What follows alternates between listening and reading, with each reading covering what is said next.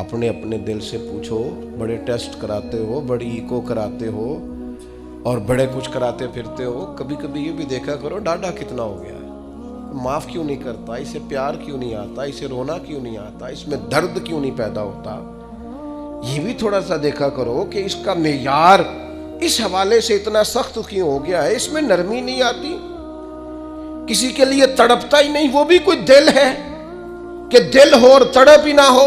اپنی طبیعت پر غور کریں، مزاجن سخت نہ بنے، تلخ نہ بنے، کسی کے بارے میں بھی سوچیں، کسی اور کا بھی احساس کریں، کسی اور کے بارے میں بھی غور کریں۔ آپ کا دل کسی کے لیے بھی دھڑکنا چاہیے، اپنی ذات سے شروع ہو کے اور اپنی ہی ذات پر چیزوں کو ختم کر لینا، یہ کیا دانش مندی ہے؟ عزیز کہیں تو نرم ہونا، کہیں تو مہربانی کرے نا۔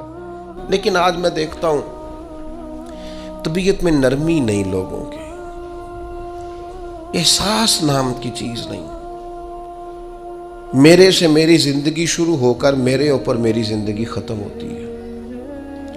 میں سمجھتا ہوں زندگی میں سب سے زیادہ خدمات میں نے کی ہیں، میں سمجھتا ہوں زندگی میں سب سے زیادہ زیادتیاں میرے ساتھ ہوئی ہیں، میں سمجھتا ہوں میں ہی سب سے زیادہ مظلوم ہوں، میری ہی قدر نہیں کی گئی۔ ہم سب اسی سے ان کے ہو گئے، صرف ہم ہی تھے جو ٹھیک تھے، باقی جو ملا غلط ہی ملا۔ یاد رکھیں اپنے مزاج میں اس طرح کا رویہ پیدا کر کے ہم نے سختیاں پیدا کر لی ہیں، احساس نہیں۔ میں آپ کو بتاؤں دل سخت کیسے ہوتے ہیں۔ نبی پاک صلی اللہ تعالی علیہ وسلم نے فرمایا زیادہ نہ ہنسا کرو، زیادہ ہنسنے سے دل مردہ ہو جاتا ہے، زیادہ نہ ہنسا کرو۔ الجھے ہوئے لوگوں سے گریزہ نہ ہوا کر، حالات کی قبروں کے، حالات کی قبروں کے یہ کتبے بھی پڑھا کر، حالات کی قبروں کے یہ کتبے بھی پڑھا کر، ہر وقت کا ہنسنا تجھے برباد نہ کر دے۔ تنہائی کے لمحے ہوں تو کبھی رو بھی لیا کر، زیادہ نہیں ہنسنا۔ ساری قوم کو لگا نہیں دیا شغل میلے پہ، ہمارے بچے اکٹھے بیٹھ کے کیا کرتے ہیں؟ صرف ہنستے ہی تو ہیں۔ کون سی حکمت کی بات ہوتی ہے ہماری مجالس میں؟ کون سی تقوی کی بات ہوتی ہے؟ ساری زندگی شغل میلہ بنا لیا ہم نے۔ یہ دل سخت کرتا ہے ہنسنا۔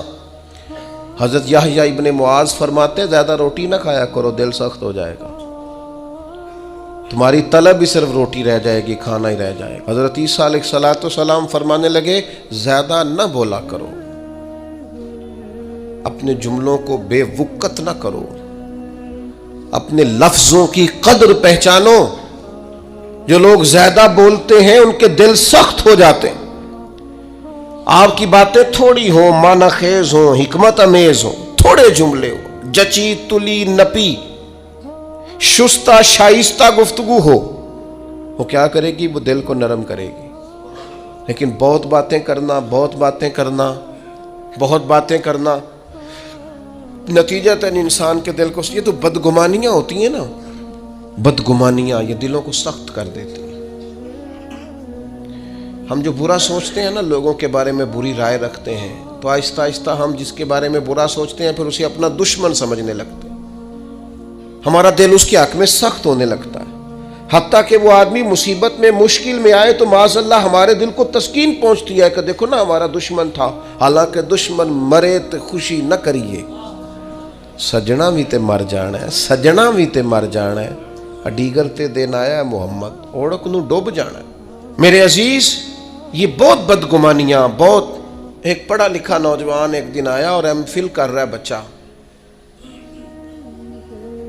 تو وہ اماں نے باتیں اس طرح کی بتائی ہیں کہ وہ سارا ماحول ہی گڑبڑ کر دیا۔ وہ کہنے لگی جادو کرا کرا کے، تویز کرا کرا کے ہماری چچی نے اور ہماری فلاں نے اور ہمارے فلاں نے ہمیں آگے بڑھنے ہی نہیں دیا۔ پڑھا لکھا نوجوان ہے اور وہ یہیں تک الجھا ہوا ہے۔ کیا مذاق کرتے ہیں آپ؟ اس طرح بھی ہوتا ہے، اس طرح بھی قوم میں۔ اور وہ بیچارہ، یعنی چچی کو دشمن توڑی نہ ہوتی، چچا باپ کی جگہ ہوتا ہے، لیکن اس کا لہجہ اتنا غلط تھا اپنی چچی کے حق میں کہ وہ اس طرح کے پڑھے لکھے نوجوانوں کو یہ جملے زیب نہیں دیتے۔ ہمارا عجیب انداز ہے، ہم نے اپنے بچوں کے ذہن پکے کر دیے۔ تم نے بڑا آگے جانا تھا، تویزوں کی وجہ سے پیچھے رہ گئے۔ تو یہ جو جتنے لوگ چلے گئے انگریز ٹیکنالوجی بنا گئے اور کہاں سے کہاں پہنچ گئے، ان کو تویز ہی نہیں ملا میرا خیال ہے کوئی کرانے کے لیے۔ وہ نکل گئے آگے اور ان کو تویز ہوتے رہے. کیا مطلب آپ قوم کو کہاں کھڑا کرنا چاہتے؟ بدگمانیاں، دل سخت ایک دوسرے کے لیے. مہربانی کریں ذرا تھوڑا سا واپس آئیں اپنی اصل زندگی میں، جو اسلام نے سکھایا ہے اس پر غور کریں. یہ جو غیبت ہوتی ہے نا، چغلی سے بھی دل سخت ہوتے ہیں. آپ کا خیال ہوتا ہے میں نے تو کچھ بھی نہیں کیا، کسی کے خلاف تھوڑی سی بات کی ہے. وہ جس کے خلاف آپ نے تھوڑی سی بات کی ہے نا، جس کے سامنے کیا اس کا دل ہو گیا سخت، اس کے دل میں اس کے بارے میں گھٹن پیدا ہو گئی ہے، وہ کبھی نرم نہیں ہوگا. کیوں غیبت کو اتنا زیادہ سخت ناپسند کیا گیا؟ فرمایا غیبت کرنے والا جنت میں نہیں جائے گا. غیبت تو زنا سے بھی زیادہ گندی چیز کا نام ہے. کیوں اتنا زیادہ ناپسند کیا دین نے؟ اس لیے کیا کہ یہ دلوں کو سخت کرتی ہے، محبتوں کی مخالف ہے، انسان کی طبیعت ایک دوسرے سے دور ہو جاتی ہے. لیکن ہمیں تو مطلب 2 4 5 بندوں کی غیبت کرے نا تو گپ شپ کا مزہ ہی نہیں آتا. تھوڑا سا واپس آئیں، اپنی روحانی زندگی کی طرف آئیں، للہیت کی طرف آئیں، خیر دیکھیں خیر کتنی ہے اس امت. غیبت کرنے سے ہمیشہ طبیعتیں سخت ہوتی ہیں، بندہ ایک دوسرے سے دور ہوتا ہے. اور آپ کسی کے بارے میں خیر کا جملہ کہیں، جس وقت آپ جملہ کہہ رہے ہوتے ہیں اسی وقت ہی اس بندے کی محبت دل میں جگہ پکڑ رہی ہوتی ہے. اسی وقت ہی وہ جگہ پکڑتی ہے جب آپ کسی کی تعریف کرتے ہیں، عمدہ اور خیر کے لفظ بولتے ہیں. اسی طرح یہ جو مال کی محبت ہے نا، ہرس، ہوس، لالچ، یہ بھی دل کو سخت کرتی ہے. جب لوگوں کو بندے نہ نظر آئیں، صرف پیسے نظر آئیں، پھر طبیعت سخت ہو جاتی ہے. مال ایک ایسی خطرناک چیز ہے، اگر یہ لالچ اختیار کر جائے، ہرس اور ہوس اختیار کر جائے، پتہ ہے حال کیا ہوتا ہے؟ ایک تو یہ ہے کہ عام چیزوں میں ملاوٹ، یہاں تک حالات خراب ہوتے ہیں کہ لوگ دوائیاں ملاوٹ والی بیچنی شروع کر دیتے ہیں. ان کو پتہ ہے میں زندگیوں سے کھیل رہا ہوں معاذ اللہ، لیکن وہ کتنا کچھ سخت آدمی، اس کا دل کتنا کچھ سخت ہے کہ وہ لوگوں کی صحت سے کھیل کر مال کما رہا ہے. آخر اپنے ضمیر کی عدالت میں تو کھڑا ہوتا ہوگا نا، رات کو اسے نیند بھی تو آتی ہوگی نا، وہ کبھی اللہ اکبر کہہ کے نیت باندھ کے رب کی بارگاہ میں بھی تو کھڑا ہوتا ہوگا. کیسے جواب دے گا اللہ کے حضور؟ اپنے آپ کو کیسے مطمئن کرے گا؟ اتنا سخت ہو گیا ہے کہ لوگوں کی زندگیوں سے کھیلنے لگا ہے. مال کی محبت میں، ہرس میں، ہوس میں اتنا دل سخت ہو گیا. یہ چیز سخت کرتی ہے دل کو. اس لیے ہمارے بزرگوں نے لکھا ہے کہ کچھ نہ کچھ پیسے کبھی کبھی چھوڑ بھی دینے چاہیے. کہنا چاہیے بس بھئی آج اتنی کمائی ہو گئی کافی، بھئی ابھی تو 2 گھنٹے بچے ہیں. تو اس نے کہا یہ جو 2 گھنٹے بچے ہیں یہ قرآن پڑھوں گا اور مدینے والے محبوب پہ درود و سلام پڑھوں گا. صدقہ کیوں رکھا تھا شریعت نے؟ زکوٰۃ کیوں رکھی تھی؟ اللہ کے بندے ہیں، اللہ اپنے بندوں کی اپنے فضل سے ان کو رزق دیتا ہے، لیکن کیوں رکھا تھا صدقہ؟ کہ یہ مال نکل کے ذرا باہر جائے تاکہ یہ جگہ نہ پکڑے دل میں، تاکہ دوسروں کے حق میں طبیعت نرم ہو. لیکن آپ دیکھ لیں جہاں جہاں مال کی محبت آئی ہے، جہاں جہاں مال کا پیار آیا، وہاں حالات اور سے اور ہو گئے، خراب سے خراب ہو گئے، بد سے بدتر ہو گئے. اور پھر ہمارے بزرگوں نے لکھا کہ یہ جو اقتدار ہوتا ہے اس میں بھی بہت سخت ہو جاتے ہیں لوگ. چلے دعا مانگنے لگا ہوں، آمین کہنا. اللہ کرے میری قوم جاگ جائے، آمین تو کہتے. میں پہلے بھی کہتا رہتا ہوں، پھر کہہ رہا ہوں، کبھی آپ سوچیں گے، ایک وقت آئے گا کہ سوچیں گے بھلا ہم کیا کہا کرتے تھے. ہم اس دور میں تبلیغ کر رہے ہیں جس دور میں سوتوں کو نہیں جگانا پڑتا. ہماری مشکل یہ ہے کہ ہمیں جاگتوں کو جگانا پڑتا ہے. جاگتے لوگوں کو جنہیں سارا پتہ ہے، شعور ہے، عقل ہے، ان کو جگانا پڑ رہا ہے. ہم زیادہ مشکل میں. میرے عزیز، اقتدار کی جنگ لوگوں کو سخت کر دیتی ہے، یہ یاد رکھنا. کرسی پر پہنچنے کے لیے لوگ کچھ نہیں دیکھتے. اقتدار کی خاطر لوگوں نے حد نہیں کر دی دنیا کو قتل کرنے والی. بم مارتے وقت سوچا کبھی انہوں نے کہ کتنی ماؤں کی گود اجڑے گی، کتنے بچے یتیم ہوں گے، کتنی عورتوں کا سہاگ اجڑے گا؟ انہیں غرض نہیں تھی. وہ تہ و بالا کرتے گئے بستیوں کو، اجاڑتے گئے آبادیوں کو. خدا کرے کہ یہ قوم سمجھے، اقتدار کے لیے لوگوں نے، بیٹے نے باپ کو قید کر دیا، باپ کو کہ میری باری نہیں آنے دیتا۔ پڑھے آپ تاریخ اٹھا کے، اقتدار کی خاطر بھائی نے بھائی کو قتل کیا کہ یہ میرے رستے کی رکاوٹ بن رہا ہے۔ آپ کیا سمجھتے ہیں کہ استعمال نہیں کیا جاتا آپ کو اور ہمیں؟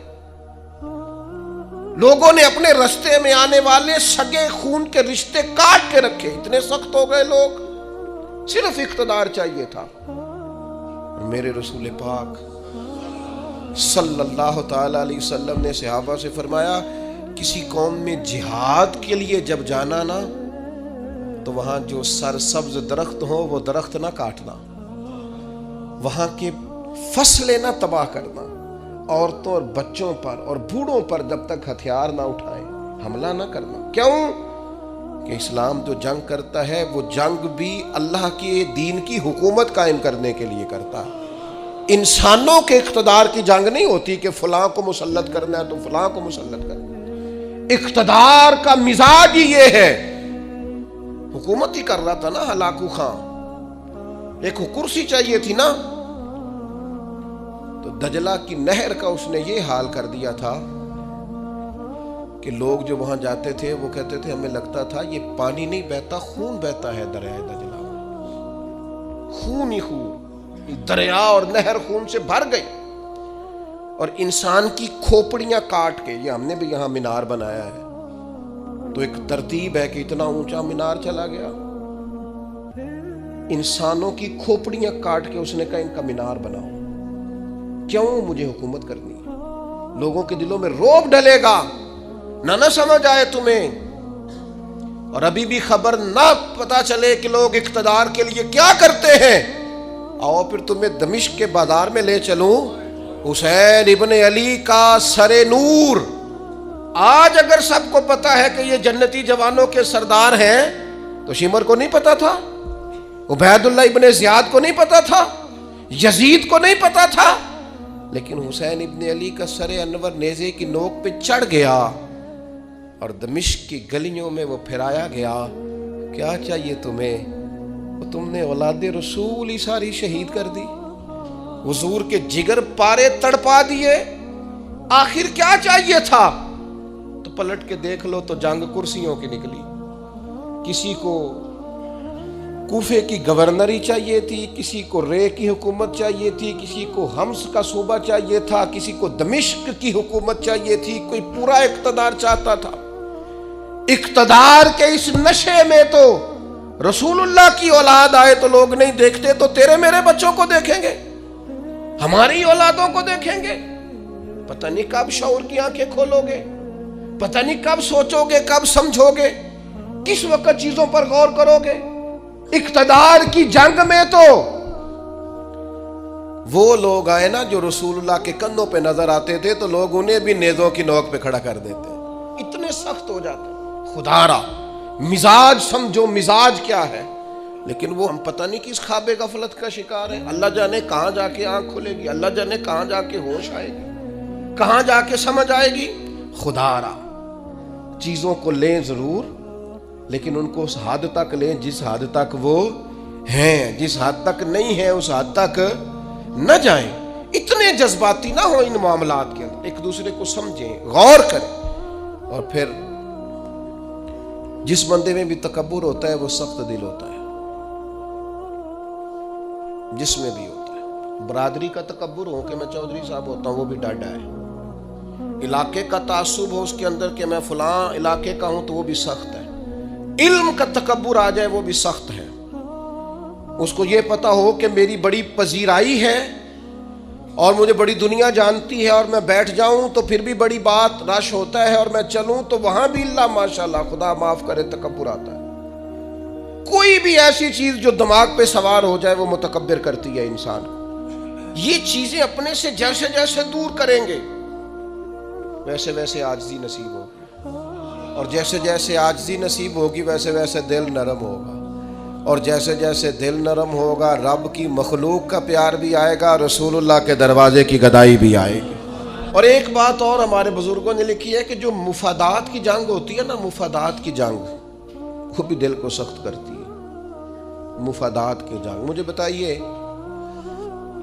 جتنے لوگ کسی مارکیٹ میں کاروبار کر رہے ہوتے ہیں ہمارے ملک میں سارے مسلمان ہی ہوتے ہیں نا, ہمارے جاننے والے ہی ہوتے ہیں نا. تو معاذ اللہ تعالیٰ ثم معاذ اللہ ایک پر اگر قرض چڑھ جائے, ڈوب جائے, پریشان ہو جائے, تو اس کے دائیں بائیں والے جو خوش ہو رہے ہوتے ہیں کس طرح ہو رہے ہوتے ہیں؟ دل سخت ہو گیا ہے. جنگ مفادات کی. اب زیادہ گاہک میری دکان پہ آئے گی. مفادات کی جنگ طبیعت کو سخت کرتی. جہاں جہاں بھی انسان کا مفاد وابستہ ہوتا ہے وہاں. میں عرب شریف میں تھا تو ایک دوست مسجد نبوی شریف میں ملے اور بڑے درد سے روئے, بڑی تکلیف میں تھے. ایک تو بندہ پردیس میں, گھر سے دور, اور پھر اگر آزمائش میں ہو تو پھر شاللہ پردیسی کوئی بھی نہ تھی. کاک جنا تو پارے تو تاڑی مار اڑانا باہو چیز تے اگے ہی اڈن آ رہے. وہ کہنے لگے ہمارا سپروائزر لاہور کا ہے, پاکستانی ہے, مسلمان ہے, اپنا ہے, اور جس شخص کے پاس ہم کام کرتے ہیں وہ صرف اپنے آپ کو گڈ بک میں رکھنے کے لیے نا ہماری غیبتیں کرتا ہے. وہ جب کہتا ہے نا یہ 10-15 لوگ تیرے وفادار نہیں, تو اب جو مالک ہے عربی اس کی نظر میں وہ بھلا ہو جاتا ہے. کہتا ہے کچھ بھی ایسا نہیں ہے, لیکن یعنی اس کو ضرورت بھی نہیں. ہم مزدوری کا کام کرتے ہیں, وہ ظاہر آفیسر ہے ہمارا, اس نے وہ مزدوری نہیں کرنی. وہ کیا کرتا ہے, وہ صرف اس کی گڈ بک میں نا اپنا تھوڑا سا نفع لینے کے لیے وہ سب مزدوروں کے ساتھ زیادتی کرواتا ہے. وہ کہتا ہے ایسے لوگ بھی تھے جو بیچارے گھر سے اپنا پلاٹ بیچ کے آئے, لیکن ان کی نظر ہو گئے, واپس جانا پڑا. وہ بیچارے صبح تلاش کرنے آئے تھے لیکن مزید اندھیرے میں الجھ گئے. ایک بندے کے مفادات کی جنگ لڑنے کی وجہ سے. ہم مفادات کی جنگ لڑتے ہیں, ہماری طبیعتیں سخت ہو جاتی ہیں, ہم پیار نہیں کرتے. حالانکہ دنیا میں جس قدر بھی لوگوں نے ترقی کی ہے وہ اس طرح کی ہے کہ ایک دوسرے کا بازو تھاما ہے, سپورٹ کیا ہے, ایک دوسرے کو آگے لے کے چلے. ان کا طریقہ ہے کہ وہ کہتے ہیں آؤ ملو, ایک دوسرے کو تھامتے ہیں تاکہ سب کو آگے لے کے چلتے ہیں. کیا کیا تھا نبی کریم علیہ السلام نے ہجرت مدینہ کے وقت؟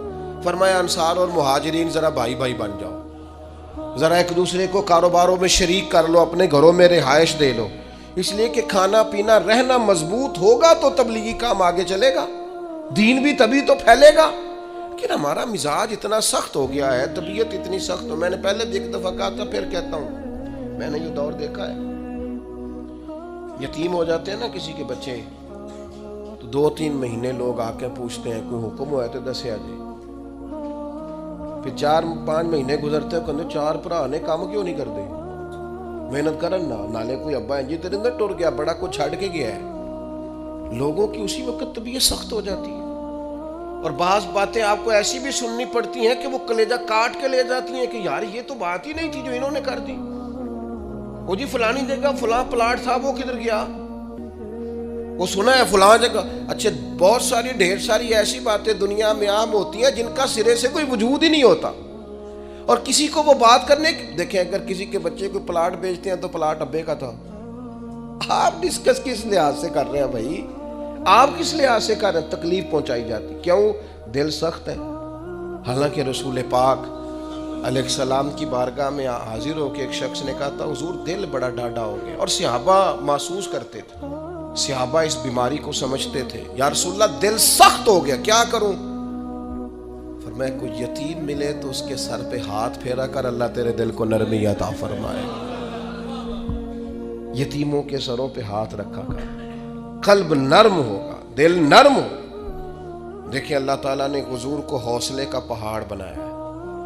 نبی پاک علیہ السلام فرماتے ہیں سب سے زیادہ مشکلات مجھ پہ آئی, لیکن جو رقت تھی نا حضور کی طبیعت میں, جو نرمی تھی وہ اتنی انوکھی تھی. حضرت زید بن حارثہ رضی اللہ تعالیٰ عنہ شہید ہو گئے جنگ موتا میں. نبی کریم علیہ السلام ان کے گھر آئے, حضور صبر کا درس دینے والے.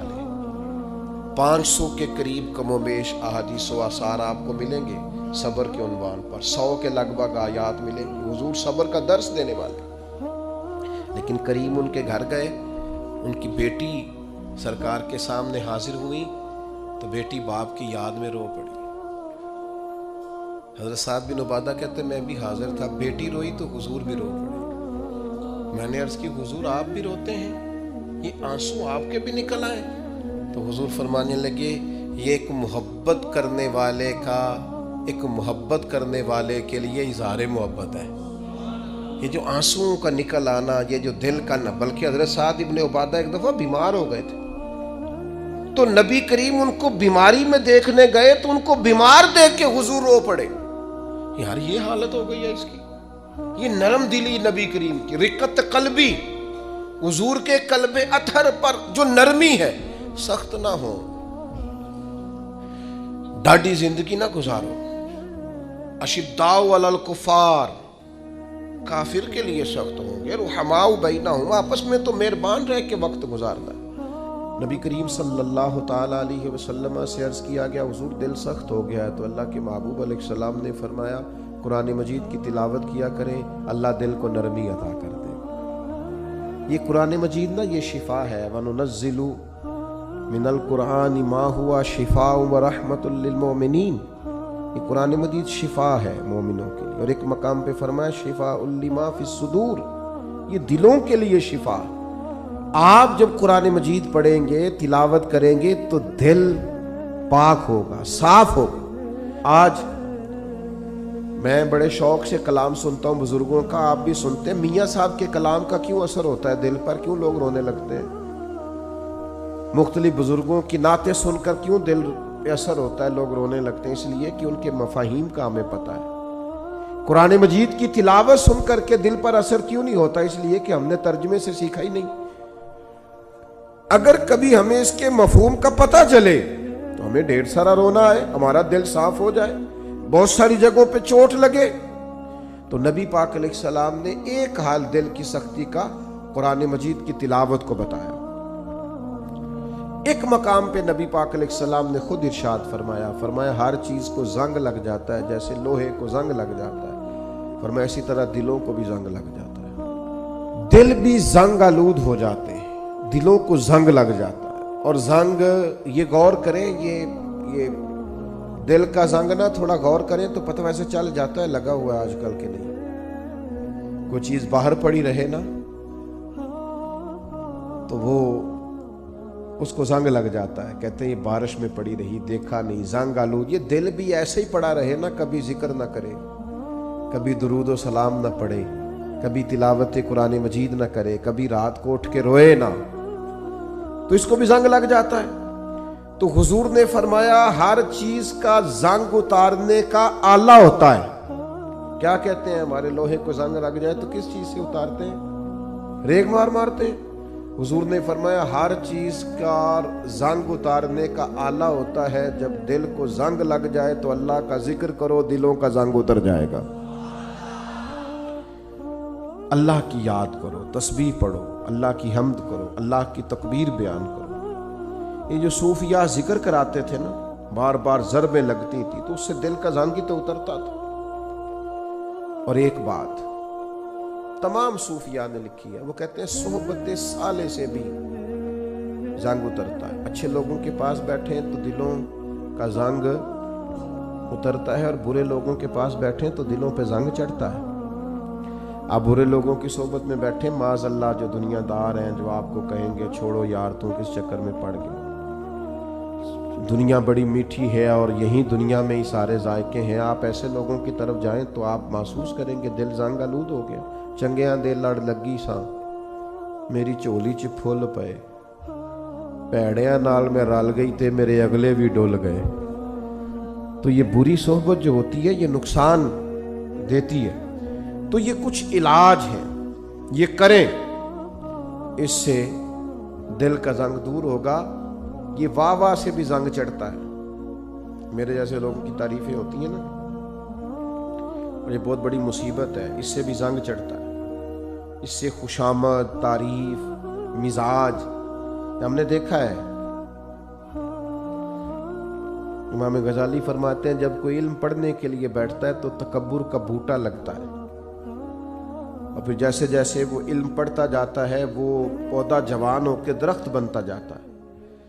تو یہ دولت ہو، یہ خوبصورتی ہو، یہ علم ہو، یہ کوئی عہدہ ہو، یہ بعض اوقات انسان کو فتنے میں مبتلا کرتا ہے، دل سخت ہو جاتا ہے۔ घुटन पैदा होती, दौलत, सरवत, इख्तदार, ये चीज़ें कसावत कल्बी का सबब बनती। और दिल की नरमी कैसे होगी? कुरान पढ़ा जाए, अल्लाह का जिक्र किया जाए, मौत को याद किया जाए, यतीम के सर पे हाथ फेरा जाए, अच्छों की संगत इख्तियार की जाए, तो दिल का जंग उतर जाता है।